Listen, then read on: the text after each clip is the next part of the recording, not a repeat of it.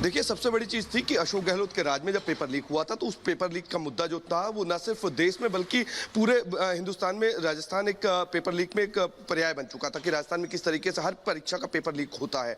लेकिन जब राजस्थान में बीजेपी की सरकार आई तो सिर्फ इस मुद्दे पर आई थी कि पेपर लीक के एक एक आरोपी जो है वो कहीं भी बक्से नहीं जाएंगे, चाहे उनको फिर राजनीतिक उनको फायदा मिल रहा हो या फिर आरोपियों को छुपाने का जो काम और बचाने का काम जो लोग कर रहे हैं उनके भी पीछे पुलिस जो है हाथ धोकर के पीछे पड़ी और उसके बाद में वो तमाम चेहरे निकल के सामने आए जो अभी तक सिस्टम के अंदर बैठे हुए थे।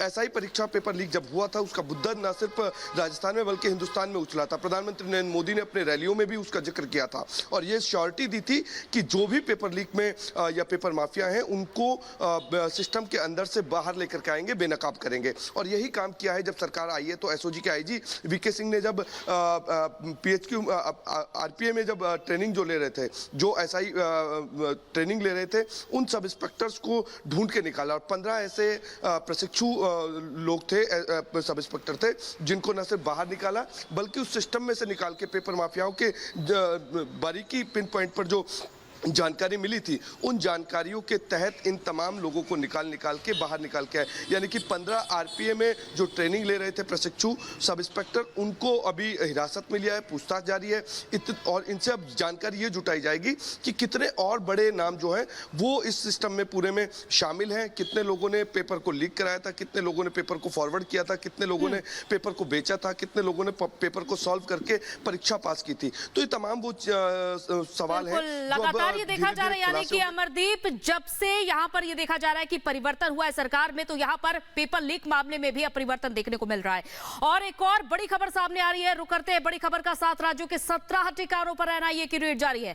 दरअसल धार्मिक कट्टरपंथ को लेकर छापेमारी जारी है। बेंगलुरु जेल में कट्टरपंथ केस में ये रेड जारी है। तो लश्कर-ए-तैयबा आतंकी बेंगलुरु जेल में कैदियों को बनाया था कट्टरपंथ और इसी को लेकर एनआईए की रेड अलग अलग राज्यों में 17 ठिकानों पर जारी है। तो धार्मिक कट्टरपंथ का ये मामला जब सामने आया था, बेंगलुरु की जेल में कैदियों को कट्टर बनाया जा रहा था, उसके बाद इसी से जुड़े मामले में अब अलग अलग जगह पर एनआईए की टीम पहुंची हुई है और छापेमारी कर रही है। इस केस से जुड़े ठिकानों पर पहुंच रही है और यहां पर लगातार छापेमारी कार्रवाई जारी है। तो कुल 7 राज्य के ये 17 ठिकाने हैं जहां पर एनआईए की टीम पहुंची हुई है और रेड कर रही है। लगातार तलाशी अभियान जारी है कि कौन से मॉड्यूल थे इस पूरे कट्टरपंथ मामले से जुड़े हुए, जिनके ठिकाने खंगाले जा रहे हैं और उनकी धरपकड़ की जा रही है।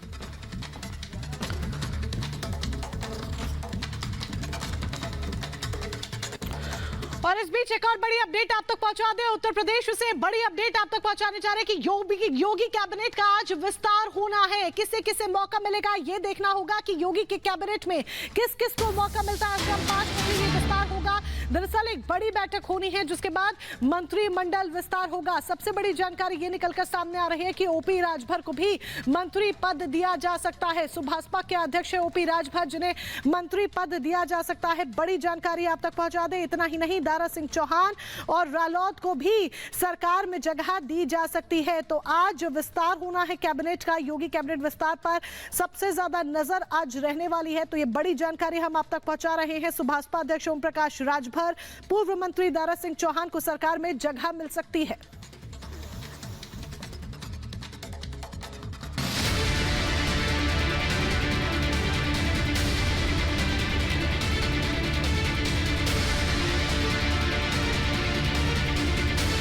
यूपी की 80 में से 80 सीटें जीतने की तैयारी में बीजेपी कोई भी कसर बाकी नहीं रखना चाहती। बीजेपी की तरफ से अब तक यूपी की 80 सीटों में से 51 सीटों पर उम्मीदवारों के नाम का ऐलान किया जा चुका है। बाकी उम्मीदवारों के नामों के ऐलान से पहले सीएम योगी अब अपना कैबिनेट विस्तार करने की तैयारी में हैं। आज शाम योगी कैबिनेट का विस्तार किया जाएगा। इस बार योगी कैबिनेट में 5 मंत्रियों को शामिल किया जा सकता है, जिनमें से 2 कैबिनेट, 2 राज्य मंत्री, जबकि 1 स्वतंत्र प्रभार का मंत्री बनाया जा सकता है। योगी 2.0 सरकार का यह तीसरा कैबिनेट विस्तार होगा। फिलहाल योगी कैबिनेट में 52 मंत्री हैं और 8 मंत्रियों की जगह अभी भी खाली है। जिन चेहरों को योगी कैबिनेट में जगह मिल सकती है उनमें शामिल हैं ओम प्रकाश राजभर। सुहेल देव समाजवादी पार्टी के ओम प्रकाश राजभर को कैबिनेट मंत्री बनाए जाने की चर्चा है। वहीं बीजेपी के दारा सिंह चौहान भी कैबिनेट मंत्री बनाए जा सकते हैं। वहीं आकाश सक्सेना, राजपाल बालियान और अशरफ अली भी मंत्रिमंडल में शामिल किए जा सकते हैं। ओम प्रकाश राजभर और दारा सिंह चौहान के अलावा जयंत चौधरी के राष्ट्रीय लोकदल के 2 चेहरे मंत्री बनाए जाएंगे। वहीं दारा सिंह चौहान के अलावा बीजेपी से 2 और चेहरों को मंत्रिमंडल में शामिल किया जाएगा। दारा सिंह चौहान को बीजेपी ने घोसी उपचुनाव में अपना उम्मीदवार बनाया था, लेकिन वो जीत हासिल नहीं कर पाए थे। लोकसभा चुनाव से पहले सीएम योगी की कैबिनेट में होने वाला ये विस्तार बीजेपी की जातिगत समीकरणों का भी संकेत होगा, जिसमें एक बार फिर पार्टी ओबीसी की संख्या पर फोकस कर सकती है। लंबे अरसे से योगी कैबिनेट विस्तार की संभावनाएं जताई जा रही थीं, लेकिन पिछले दिनों ओपी राजभर के नाराजगी जताने के बाद आज ये विस्तार होना तय हुआ है। जाहिर है यूपी की 80 में से 80 सीटें जीतने के मिशन को हासिल करने के लिए बीजेपी किसी को नाराज नहीं करना चाहती और कैबिनेट विस्तार के जरिए वोटरों को खास संदेश देना चाहती है। Bureau report, Republic Bharat. तो एक तरफ लोकसभा चुनाव की तैयारी जारी है, सभी पार्टियां इस तैयारी में जुटी हुई हैं, तो विपक्षी नेताओं ने भले ही सीट शेयरिंग के जरिए एकजुटता दिखाने की कोशिश की हो, लेकिन आपसी कला छिप नहीं रही है। और यही देखने को मिला पंजाब में सदन में, जब यह देखा गया कि नेता प्रतिपक्ष और भगवंत सिंह मान आपस में तीखी नोकझोंक करते हुए नजर आए। देखिए खास रिपोर्ट।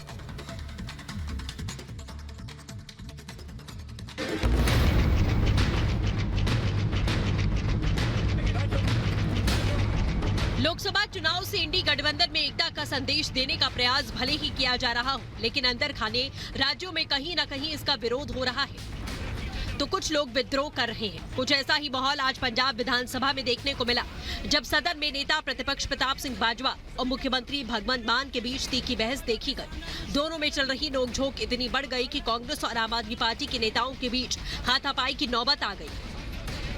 बिगड़ते हालात को देखते हुए सदन की कार्रवाई को कुछ देर के लिए स्थगित करना पड़ा।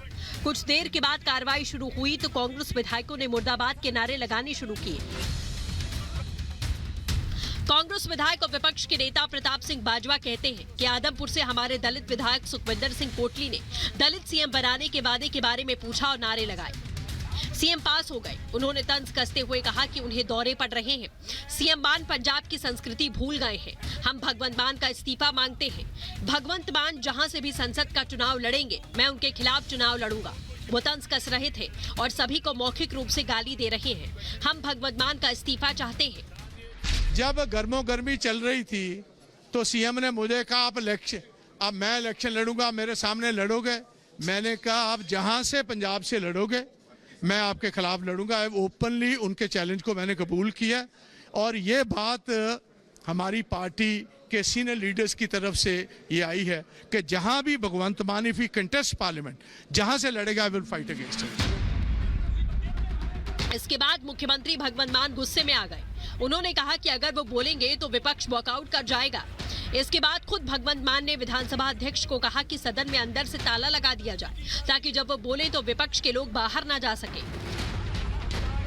इन्नी देर बैठने वाले है नहीं, ये बिना सत्ता तो बैठ नहीं सकते। इन्होंने टीवी ते आने का चाह है, बाहर जाना इन्होंने। हुण बाहर वास्ते मैं जिंदा गिफ्ट करता, हुण बाहर भी नहीं जा सकते।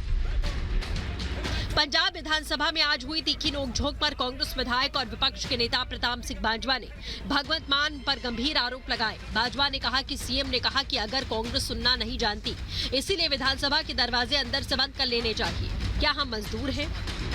इतना कमजोर स्पीकर हमने नहीं देखा। सीएम ने सबके लिए अनुचित शब्दों का प्रयोग किया और हम सीएम का इस्तीफा मांगते हैं। आपको बता दें, यह हंगामा तब हुआ जब पंजाब के मुख्यमंत्री भगवंत मान 16वीं विधानसभा के बजट सत्र के दूसरे दिन सदन को संबोधित कर रहे थे। कुल मिलाकर एक तरफ दिल्ली में कांग्रेस और आम आदमी पार्टी सीटों की शेयरिंग और गठबंधन के बलबूते चुनाव में जीत का सपना देख रही है, तो वहीं दूसरे राज्यों में आपसी टकराव बताने के लिए काफी है कि बीजेपी के रथ को रोकने के लिए भले ही गठबंधन कर एकता का संदेश देने का प्रयास किया जा रहा है, लेकिन ऐसा लगता है जैसे चुनावी मजबूरी ने दल तो मिला दिए, लेकिन दिल नहीं मिल पा रहे। Bureau report, Republic Bharat.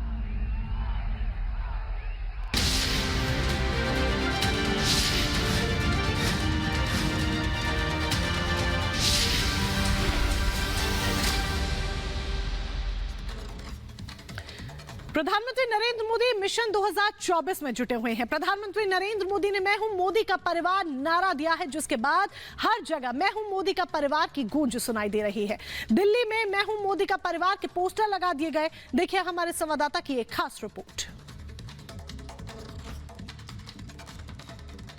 प्रधानमंत्री मोदी ने जिस तरह से ये घोषणा की थी एक रैली में कि पूरा देश हमारा परिवार है, उसको लेकर के दिल्ली बीजेपी नेता कपिल मिश्रा ने जो पूरे दिल्ली में इस तरह के एक बैनर पोस्टर लगवा दिए, जिसमें देखिए लिखा हुआ है मोदी का परिवार, देश की 140 करोड़ जनता है। हैशटैग भी इसमें है मोदी का परिवार।